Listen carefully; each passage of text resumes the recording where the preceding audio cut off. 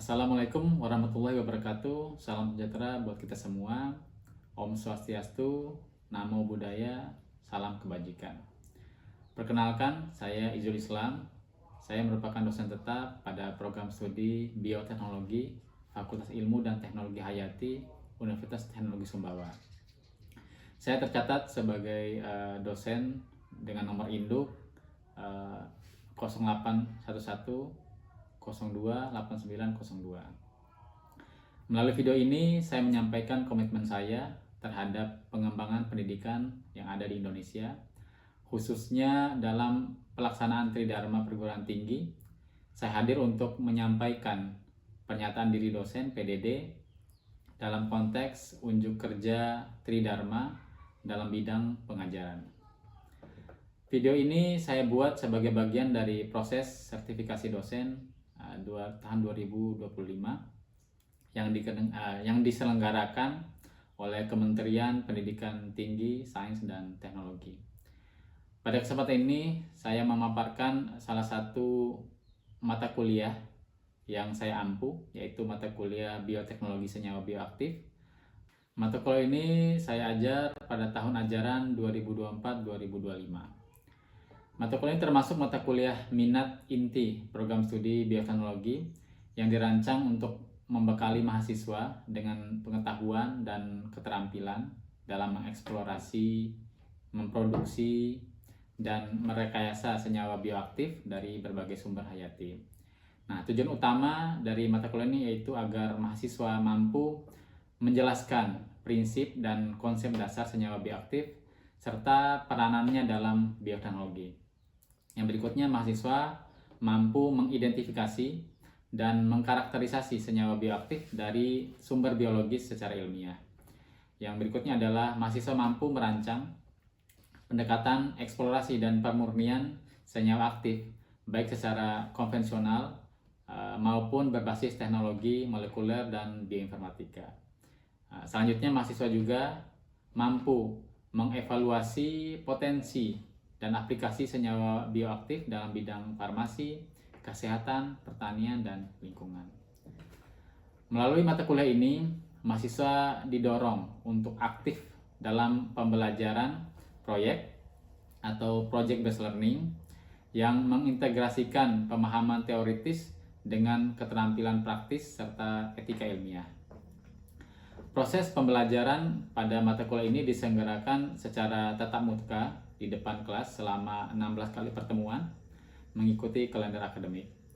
Pendekatan yang digunakan menekankan pada keterlibatan aktif mahasiswa dalam membangun pemahaman melalui pengalaman belajar, dan seluruh kegiatan pembelajaran dirancang secara sistematis untuk mendukung capaian pembelajaran lulusan atau CPL dan capaian pembelajaran mata kuliah atau CPMK, sehingga mendorong mahasiswa mencapai kompetensi secara utuh, baik secara kognitif, afektif, maupun keterampilan.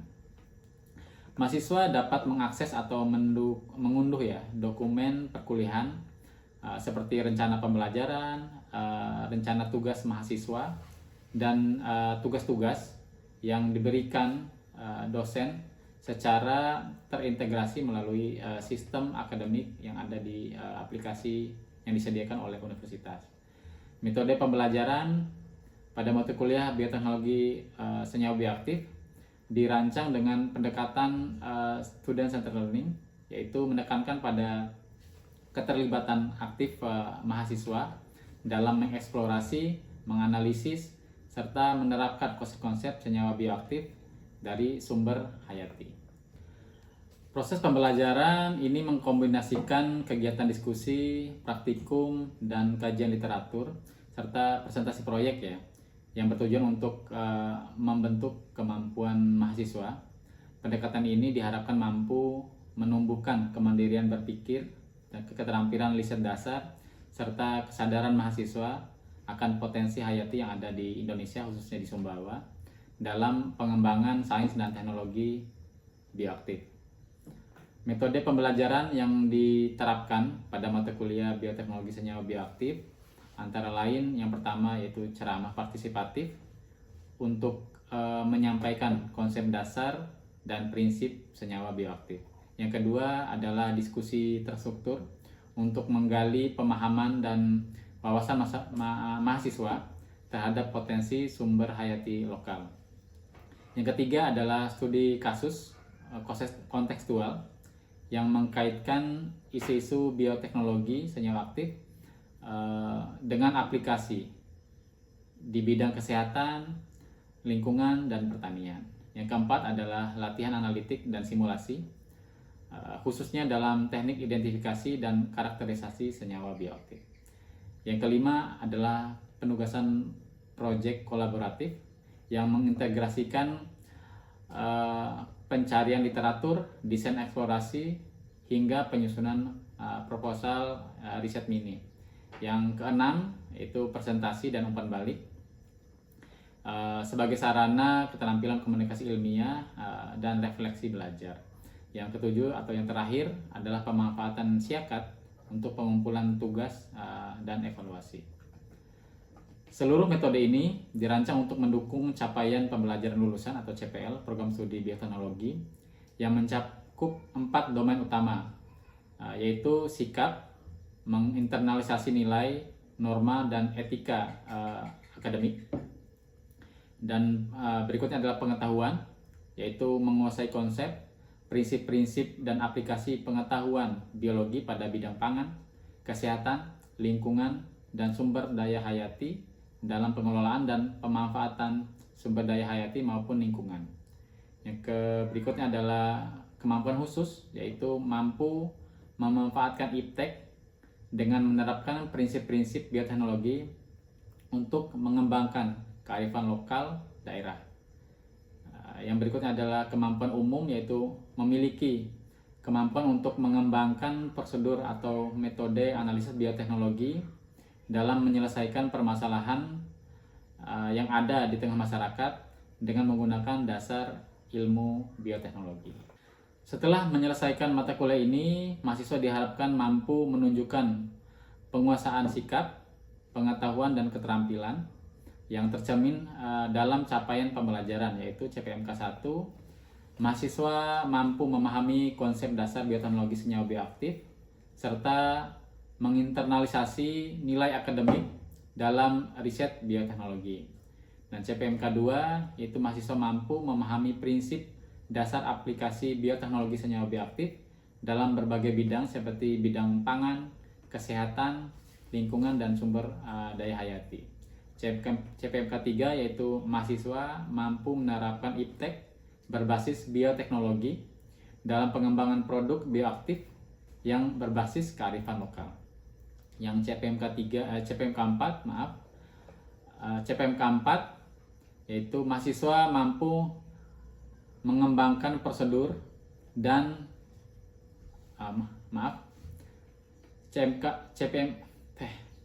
CPMK 4 yaitu mahasiswa mampu mengembangkan prosedur atau metode analisis bioteknologi dalam sintesis nano berbasis bahan alam. Materi pembelajaran pada mata kuliah bioteknologi senyawa bioaktif disusun secara sistematis untuk mendukung capaian pembelajaran lulusan, mulai dari pemahaman konsep dasar senyawa bioaktif hingga penguasaan keterampilan teknis dalam eksplorasi, karakterisasi, dan penerapannya dalam konteks bioteknologi. Adapun ruang lingkup materi yang dibahas dalam mata kuliah ini meliputi: yang pertama adalah konsep dasar bioteknologi senyawa bioaktif, yang kedua adalah sumber dan karakteristik senyawa bioaktif, yang ketiga adalah metode ekstraksi dan isolasi senyawa bioaktif, yang keempat aplikasi senyawa bioaktif dalam bidang pangan, yang kelima adalah aplikasi senyawa bioaktif dalam bidang kesehatan, yang keenam adalah aplikasi senyawa bioaktif dalam bidang lingkungan, yang ketujuh adalah regulasi dan etika dalam penelitian senyawa bioaktif, yang kedelapan adalah sintesis dan karakterisasi nanopartikel berbasis bahan alam, yang kesembilan adalah evaluasi efektivitas nanopartikel dalam bioteknologi. Materi ini diintegrasikan dengan pendekatan Project Based Learning atau PBL sehingga mahasiswa tidak hanya memahami aspek teoritis, tapi juga mampu menerapkannya dalam bentuk proyek eksplorasi, kajian literatur, dan simulasi pengujian bioaktivitas secara individu maupun secara kelompok. Untuk penilaian hasil belajar mahasiswa dilakukan secara untuk penilaian Untuk penilaian hasil belajar mahasiswa dilakukan secara komprehensif berdasarkan kombinasi berbagai aspek pembelajaran. Adapun penilaian berdasarkan yang pertama adalah partisipasi aktif sebesar 15% meliputi kehadiran. Yang kedua adalah praktikum individu dan kelompok sebesar 25%. Selanjutnya merupakan tugas proyek akhir yaitu sebesar 60%. Ini merupakan suatu hal yang mencerminkan penerapan dari setiap materi. Untuk rentang nilai pada mata kuliah ini, dalam proses evaluasi pembelajarannya saya menggunakan rubrik penilaian sebagai instrumen utama. Ini memastikan bahwa penilaian dilakukan secara objektif, secara adil, dan akuntabel. Untuk tahapan berikutnya bisa menyimak video pembelajaran mata kuliah Bioteknologi Senyawa Bioaktif. Untuk tahapan berikutnya, marilah kita menyimak video pembelajaran mata kuliah Bioteknologi Senyawa Bioaktif yang merupakan bagian dari tahapan proses sertifikasi ini. Silakan menyaksikan. Baik, sebelum kita mulai perkuliahan pada siang hari ini, kita berdoa menurut kepercayaan kita masing-masing. Berdoa dimulai. Oke, Assalamualaikum warahmatullahi wabarakatuh. Waalaikumsalam. Gimana kabar kalian? Alhamdulillah. Oke, pada kesempatan ini saya akan memaparkan terkait masalah materi kita, materi lanjutan ya untuk mata kuliah Bioteknologi Senyawa Bioaktif dengan judul metode ekstraksi dan isolasi senyawa bioaktif. Nah, untuk sebelumnya saya ingin review materi yang minggu lalu terkait masalah definisi senyawa bioaktif. Nah, kira-kira dari kalian masih ingat nggak apa itu senyawa bioaktif? Oke, Arika. Dari penjelasan Pak Muhammad, senyawa aktif adalah komponen kimia alami yang memberikan efek fisiologis atau farmakologis pada organisme hidup. Oke, benar banget ya. Bisa tepuk tangan buat Ariska. Jadi benar ya, seperti yang dikatakan Ariska tadi, jadi senyawa bioaktif adalah komponen kimia alami yang memberikan efek fisiologis dan farmakologis pada organisme hidup. Jadi ada dua fungsi di sini, dia efek fisiologis yaitu efek yang diberikan terhadap fungsi normal tubuh. Misalnya seperti serat misalnya ya. Serat bisa melancarkan sistem metabolisme tubuh. Seperti itu ya. Terus kalau efek yang lainnya adalah efek fisiologis, efek farmakologis. Jadi dia memberikan efek untuk pengobatan, misalnya seperti anti kanker.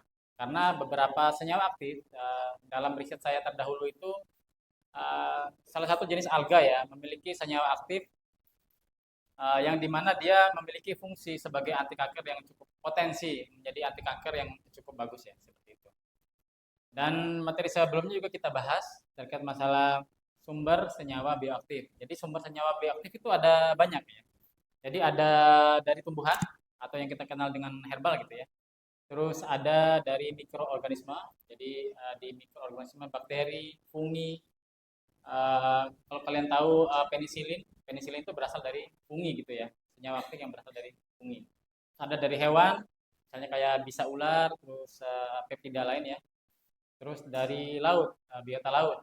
Ada dari terumbu karang, ada dari ganggang, salah satunya yang memiliki potensi untuk senyawa aktif anti kanker ya dan anti inflamasi.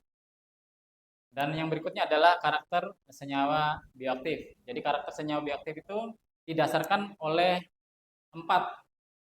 Jadi yang pertama itu kompleksitas struktur. Jadi semakin kompleks struktur itu, dia memiliki potensi yang semakin bagus ya, selektif dia. Jadi tertarget pada penyakit tertentu. Nah, terus stabilitas terhadap suhu. Jadi beberapa senyawa aktif, juga misalnya dengan suhu tinggi dia tuh kurang stabil ya, atau bisa dikatakan termolabil, gitu. Dan senyawa aktifnya tidak aktif ataupun bisa terdegradasi. Nah, dan kelarutan, polaritas senyawa. Jadi karakteristik itu eh, senyawa aktif ada yang dia larut pada air atau dia polar, ada yang tidak larut pada air atau larut pada lemak, itu non polar gitu ya. Dan juga berikutnya itu selektivitas terhadap target biologis gitu.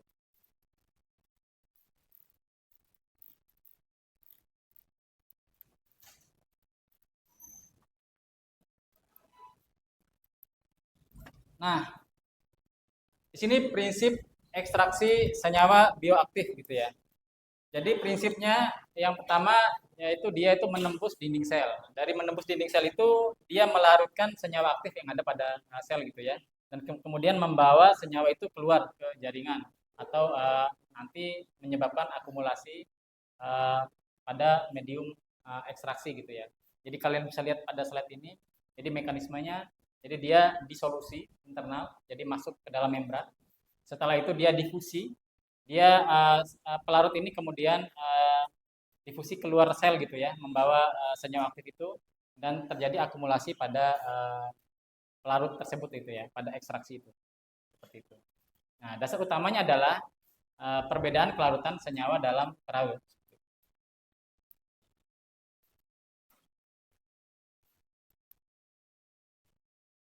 Nah, di sini di ekstraksi itu ada teori namanya teori light dissolved light. Ada yang familiar nggak atau pernah dengar dengan teori light dissolved light? Ada yang bisa jawab? Katakan, oke. Akan.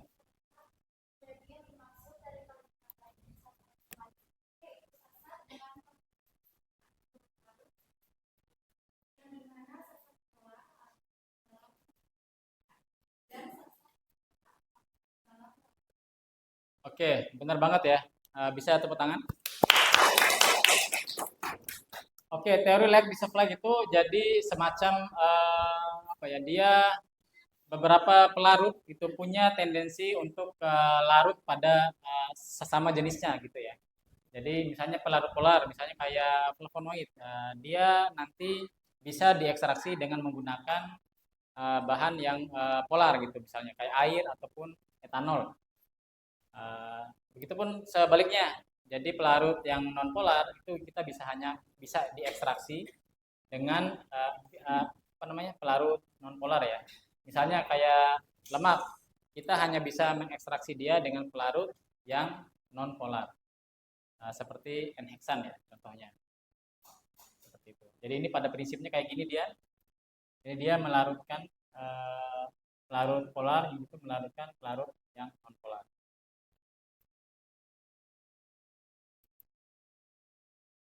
Oke, ini terjadinya ekstraksi. Di mana terjadinya ekstraksi?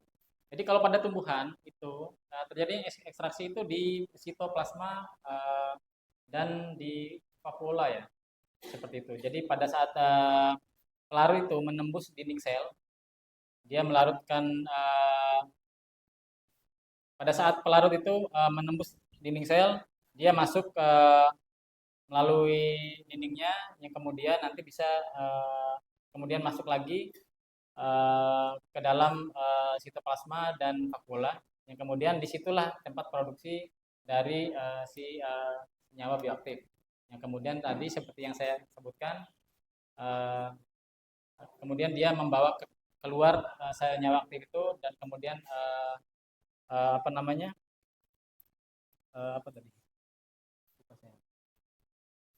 Kemudian bisa melarutkan senyawa aktif tersebut yang ada pada pelarut itu ya.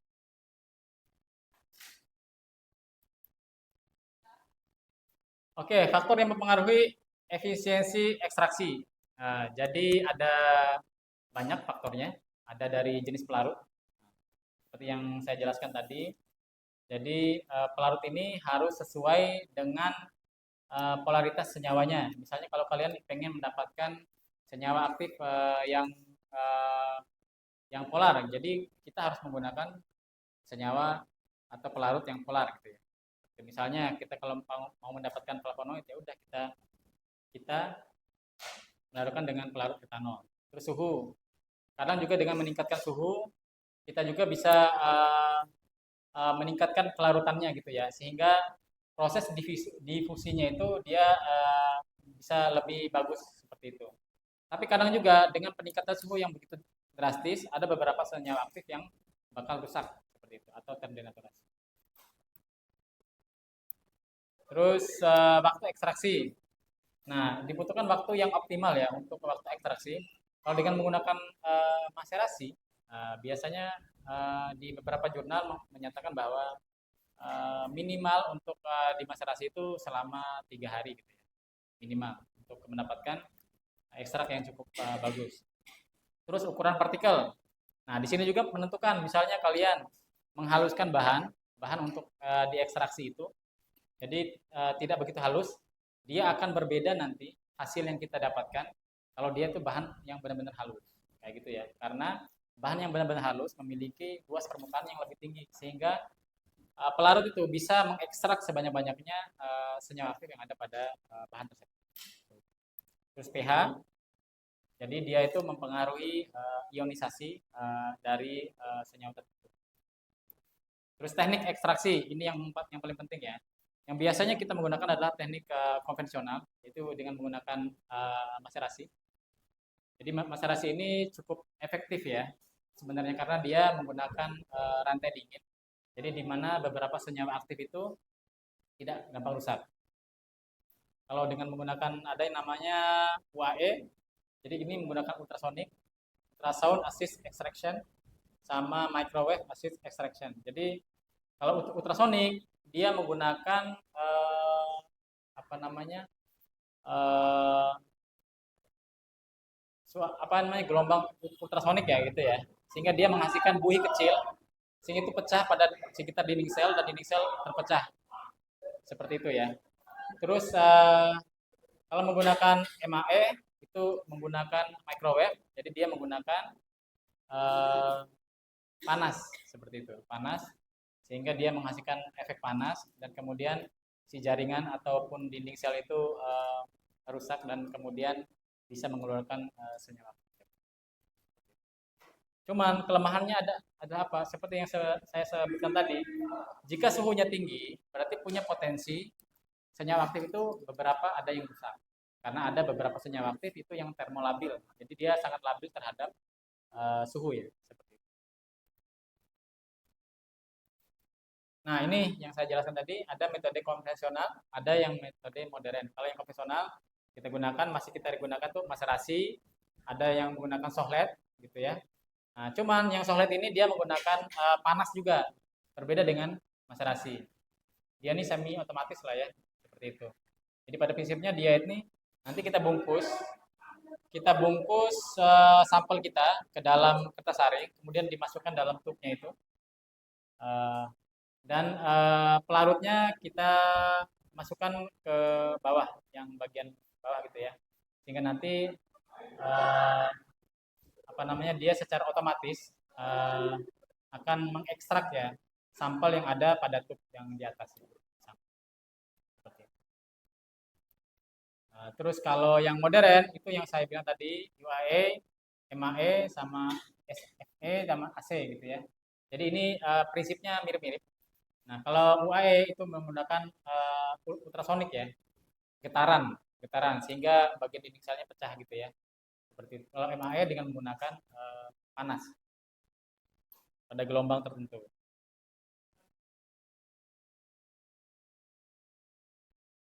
Oke, di sini contoh teknisnya yang kita gunakan dalam project ya.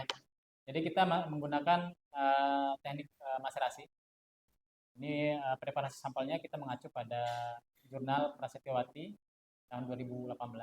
Jadi bahan ini dicuci bersih gitu ya, terus dikeringkan dan dihaluskan, kemudian disaring. Setelah disaring, ditimbang dengan perbandingan 1:10. Seperti itu. Kemudian ini untuk ekstraksi bahan kita mengacu pada Lau et al. 2020. Jadi bahan terus dipendam ya dengan etanol atau dimaserasi dengan etanol 96%, terus disimpan selama kurun waktu minimal 3 hari. Nah, terus kita homogenisasi. Homogenisasi ini kita menggunakan ini teknik maserasi sama UAE ya, jadi menggunakan ultrasonik gitu ya. Nah, terus difiltrasi, terus kita mendapatkan larutan ekstraknya seperti itu.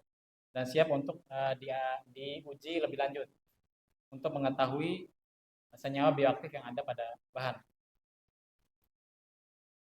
Nah, di sini tahap terakhir dari ekstraksi adalah isolasi dan pemurnian.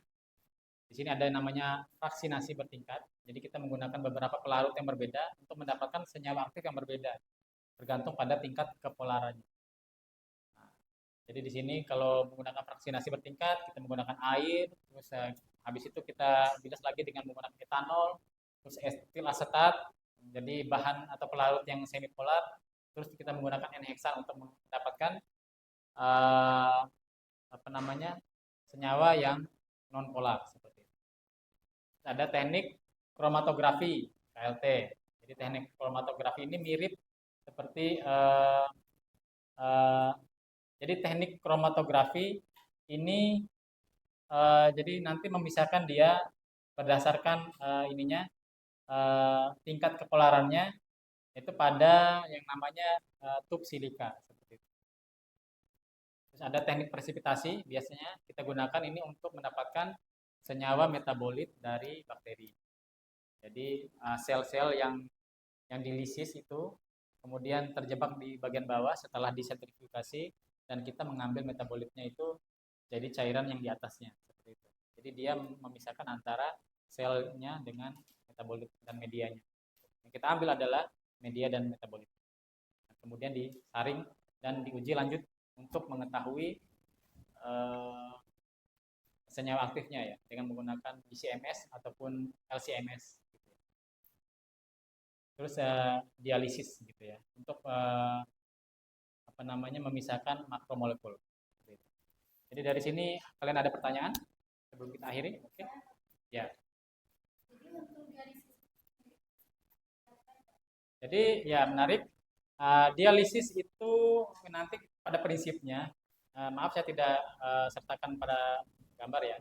Jadi teknik dialisis itu kita menggunakan ada tabung khusus dan kantung khusus namanya kantung dialisis yang dimana diisi yang dimana itu diisi sampel kita.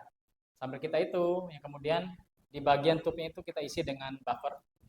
Nah dari situ dari membran